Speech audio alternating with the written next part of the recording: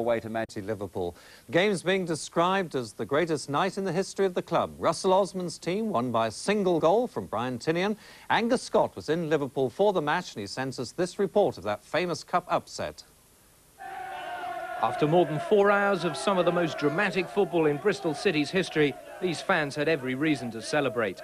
At the third attempt, Liverpool, Anfield and the famous Kop had all been beaten. But for much of the night, it looked as if City would squander their chances, as they had done in the first 2 attempts at completing this gripping cup tie. Liam Robinson missing an empty net after Grobbelaar had again gone walkabout. Then Junior Bent, who'll look back on this enthralling cup tie with mixed emotions, launched one into the Kop. But the final act was left to the inspirational Brian Tinnion, smiting one past a helpless Grobbelaar. Tinnion's 5th and most important goal of the season reduced the thousands of travelling fans to tears of joy, the Kop to tears of frustration. Did you feel as all the chances went begging that it could have been another one of those nights? No, I don't think we did. Half-time, the manager said, keep doing exactly the same things you're doing and you'll get one. And I said to him actually half-time that I fancy myself to get one, so he was delighted at the end. What was going through your mind just before you hit that one? Actually, I thought Neil Ruddock was coming from the side to do us. And I thought I better hit this pretty quick or I'm going to get caught here, so I managed to get my foot around it nicely and it just went in the far corner, so we're delighted. What did you think of the last 20 minutes? Oh, not much.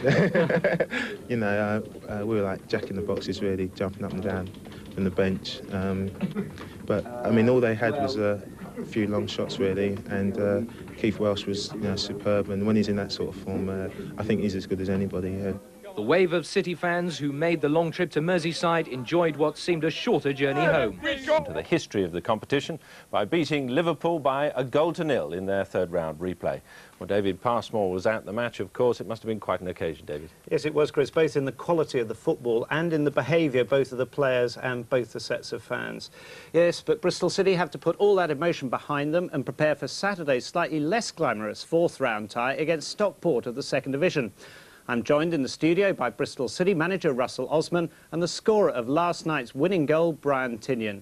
And in our Sheffield studio by the manager of Stockport County.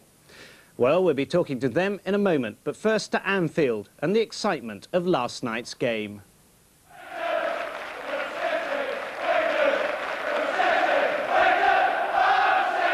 The 8,000 Bristol City fans saw their side make an excellent start. After just 8 minutes, Liam Robinson was putting pressure on the Liverpool goal. But Liverpool too ensured the excitement of the 2 previous matches continued. Bruce Grobbelaar in the Liverpool goal again worried his fans, here giving the ball away only for Liam Robinson with no goalkeeper in his sights to shoot over. Grobbelaar out of his area again in the second half, this time faced by Junior Bent. He handles the ball and was booked for his efforts. Also, as in previous ties, Bristol City's Junior Bent continued his habit of missing clear-cut chances. Halfway through the second half, just as City were worrying their dominance hadn't produced goals, Brian Tinnion struck. Both the players and their fans were ecstatic.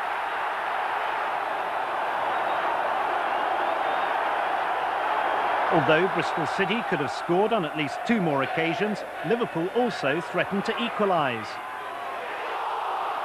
But Bristol City held on, and the final whistle was greeted with triumphant scenes.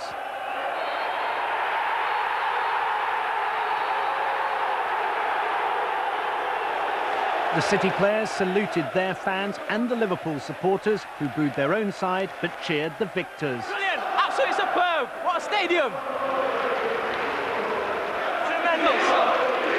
Under a year ago, club skipper Mark Scher was playing for Yeovil Town, now a victor at Anfield.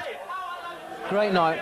The supporters were magnificent, I must say that, but so were theirs as well. They were very gracious, but we're exhausted, but as you can see, the lads are absolutely overwhelmed by it. The ball just broke and I saw Ruddock coming across and I thought I'm going to get crunched here, and I just got to it first and gladly it went in the far corner. The crowd here, both our supporters and the Liverpool supporters, were magnificent. The Liverpool, you know, the Kop at the end of the game, have all stayed there. They've applauded our lads off the pitch, which at the end of the day is what football should all be about.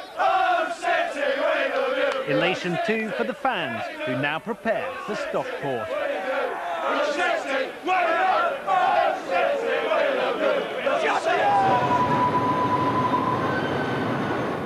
presses rolled, the headlines reflected Bristol's pride.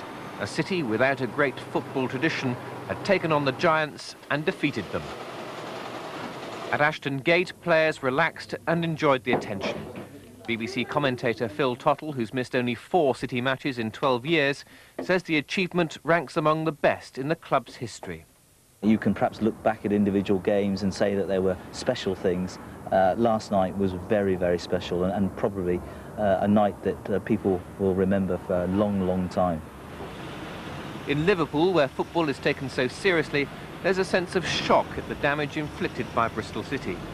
Yesterday, they'd been saying this. They won't know what football is, that team. Yeah, it is. We just run the park off them, you know what I mean, once we start playing the ball. We'll murder them, we will, seriously. Today, it's a different story, and there's speculation that manager Graham Souness may have to pay for Merseyside's humiliation. I reckon it's the best thing Liverpool could have done. Got peace, get a new manager. Simple as that. Basically, he's a bad manager. Good player, but bad manager. At Ashton Gate, tickets for the next round on Saturday were snapped up within a few minutes.